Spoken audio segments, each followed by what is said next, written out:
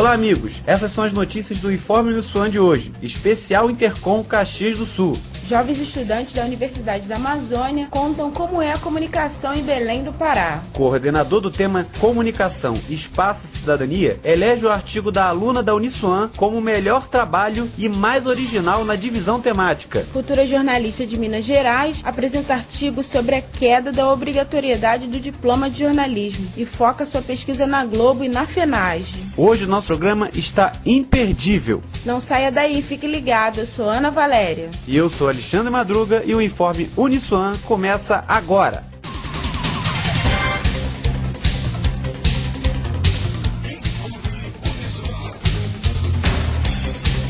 Para quem não conhece Belém do Pará, no norte do Brasil, fica imaginando uma cidade sem muita estrutura. Mas como será a comunicação naquela cidade? O estudante de jornalismo Rafael Carvalho, da Universidade da Amazônia, nos contou. Bom, a comunicação são dois veículos principais, que é a filial da Globo e o Diário do Pará, que é afiliado da Band.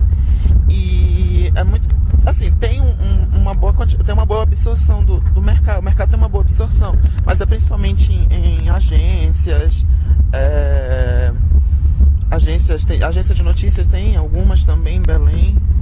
E principalmente assessoria de comunicação também tem bastante. Belém do Pará é considerada a maior cidade na linha do Equador, a segunda cidade mais populosa da região norte e principal cidade da maior região metropolitana da Amazônia, com uma população estimada em quase 1,5 milhão de habitantes. É conhecida como metrópole da Amazônia, mas fora do seu estado, o que chama a atenção de Rafael nos congressos são estudantes de outros estados e as estruturas das cidades. Todo lugar que a gente chega, a gente sempre presta atenção sempre no sotaque, é impressionante. E a forma como algumas cidades elas são organizadas e o que a gente pode mudar na nossa. Por exemplo, a gente vê alguns lugares, por exemplo, ano passado foi em Curitiba, a gente percebeu o sistema de trânsito, o quanto poderia ser aproveitado melhor em Belém. Esse ano a gente tem percebido a própria estrutura da cidade, o quanto ela é mais bem aproveitada quando é uma cidade pensada. Não é o caso da nossa, que é uma cidade ocupada.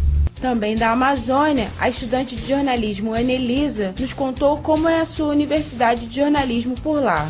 Pois é, a minha faculdade de jornalismo ela é realmente voltada para a questão de tentar solucionar os problemas da região mesmo. A gente tem disciplinas voltadas para a região amazônica.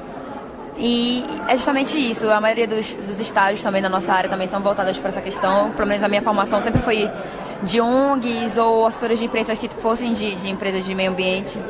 Então, o meu currículo assim, de universitária é justamente voltado para essa questão, porque eu acho que aqui no sul do país é pouco difundida a questão da Amazônia. Eles não veem a Amazônia como uma macro-região, né? Eles veem a Amazônia como um espaço geográfico onde se encontram apenas florestas, mas não. Tem algo muito mais a ser explorado do que isso. A cultura do povo também é muito, muito ampla e muito diversificada, e esse aspecto não é explorado. Estudante de jornalismo da Universidade Federal de Minas Gerais, Fernanda Viegas apresentou no Intercom um artigo falando sobre a queda da obrigatoriedade do diploma de jornalismo. Fernanda fez uma análise sobre os discursos da Globo e da Federação Nacional de Jornalistas e criticou a postura deles.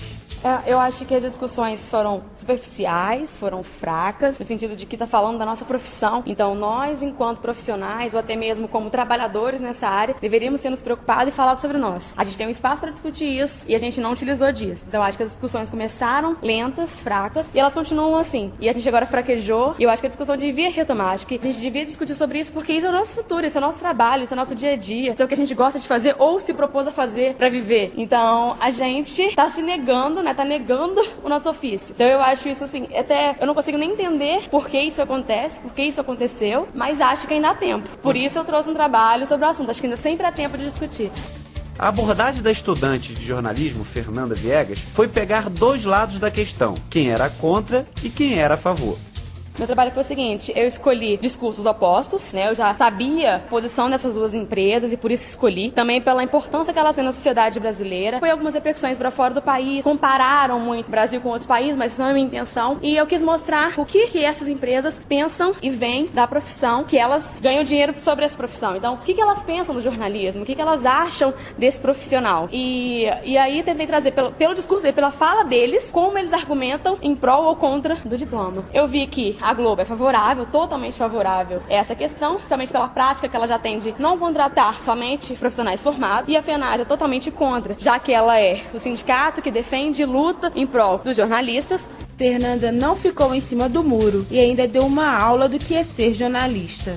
Eu também sou favorável ao diploma, eu acho que o diploma é muito importante, eu acho que o período que a gente passa na universidade é um período indescritivelmente necessário, porque é o momento que a gente reflete, que a gente discute. Jornalismo não é só escrever boas matérias, apurar bem o fato, mas jornalismo começa na reflexão do repórter. Ele tem que saber a importância que ele exerce, o espaço de fala que ele tem, que não é para todo mundo, a sociedade inteira não tem um espaço de fala, o jornalista tem. Ele tem que saber da importância do trabalho dele e a importância que ele tem enquanto divulgador de opiniões, proporcionar às pessoas as informações para que elas se posicionem e sejam cidadãos mais conscientes. Então o jornalista tem que refletir sobre a sua ação. Acho que a universidade é um espaço para isso. Maximiliano Martins Vicente é professor da Unesp, Universidade Estadual de São Paulo, e dá aulas na Faculdade de Artes, Arquitetura e Comunicação. E foi o coordenador da divisão temática, onde Ana Valéria apresentou seu artigo, né, Ana? É mesmo, Alexandre. Eu apresentei meu artigo que falava sobre os problemas de comunicação nas agremiações mirins do Rio de Janeiro. E o artigo foi tão bom que o professor Maximiliano ficou impressionado e feliz. Não, eu vibrei. Confesso, vibrei, não quero comparar nada com nada, mas creio que foi até agora o melhor trabalho, mais original que eu tive aqui a texto, né? Inclusive já tinha conhecido, tinha acesso ao texto. Mas é diferente a exposição, por quê? Porque te mostra uma possibilidade interessantíssima de você juntar o que nós chamamos de conhecimento com uma manifestação cultural e uma vocação cultural, né? Que é muito rico, que é um lado interessantíssimo, que é o lazer, que é você estar engajado, trabalhar em conjunto, obrigatoriedade da escola, isso eu achei genial, né? O número de pessoas que se envolvem, o caráter espontâneo que tem as crianças, quer dizer, tudo isto, né, é aquilo que se deseja no papel, mas que está acontecendo na prática. Né? Então, por isso que eu fiquei muito surpreso, muito feliz. Por quê? Porque você vê na prática que isso é possível. Né? Quer dizer, por que tem que ser a escola séria? Por que tem que ser a escola formal? Porque o aluno só tem que ir na escola para aprender, porque tem que aprender sua informática, porque tem que aprender seu inglês. Se pode, por outros mecanismos, conseguir mais vantagens do que propriamente com isso que seria a formação dita formal, né? Com perdão da redundância, né? Mas eu vibrei. Por quê? Porque você vê que há toda uma estrutura, um trabalho sério de organização que visa incluir essas, mas mostrar para essas crianças que tem possibilidade de juntar as duas coisas e que não tem nada demais, ao contrário, eu acho que é um incentivo fantástico. Por isso que eu te falei, eu estava fazendo números, eu falei, gente, não é possível, 27 vezes 1.000, 3.000. Mas que é isso, né?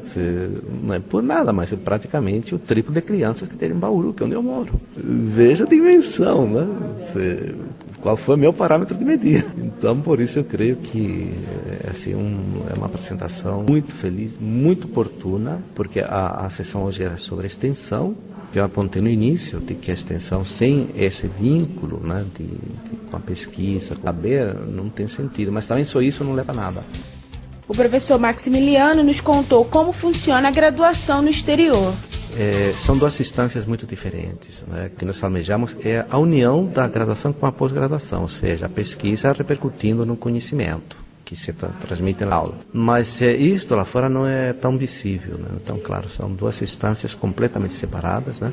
Com um caráter assim, da pós-graduação muito mercantilista, que está entrando de uma forma muito, muito forte. Então, se criam os máster, que são caríssimos, né? Com um caráter muito profissional, e o caráter de pesquisador, que é o que se tem lá muito forte, é um caráter muito rígido, ou seja, se passa por um processo muito forte, muito acentuado. E ultimamente isso tem, por exemplo, no caso da Europa, que é o que conheço mais, tem se acentuado porque, através da convenção que tiveram lá em Bolonha, obrigatoriamente tem que fazer um estágio em outro país, a banca tem que ser 2 membros de fora do país e ser definida em inglês. Agora, para nós o interessante são os convênios que a gente pode fazer, né? Que são muito interessantes porque são de mão dupla. Vem para cá, nós vamos para lá. Espanhol e vivendo no Brasil há 30 anos, o professor Maximiliano deixou claro que o jornalismo no Brasil é muito bom. Em termos teóricos, de produção, de questionamento, reportagens e de pesquisas, hoje por hoje, nós não podemos ter inveja de nenhum país. Digo isso com toda tranquilidade. Tá? Agora, o que nós não temos, por parte das faculdades e das instâncias de agências de financiamento, é essa valorização, que é o que falta. Uma limitação de verba grande, que é o que não acontece lá fora. Qual seria a solução? Seria simplesmente verba seria a solução? Não, eu creio que seria verba muito ligada a projetos que passam desse âmbito regional, pelas novas tecnologias, enfim, algo que já está muito mapeado na área da comunicação, né? Que a gente já sabe mais ou menos por onde tem que ir, né? Mas seriam projetos que envolvessem de fato pesquisadores de ponta, né? Que congregassem, que somassem, que, enfim, tivessem uma certa retaguarda de pesquisadores. Então essa coisa da multidisciplinaridade, universidades, seria fundamental.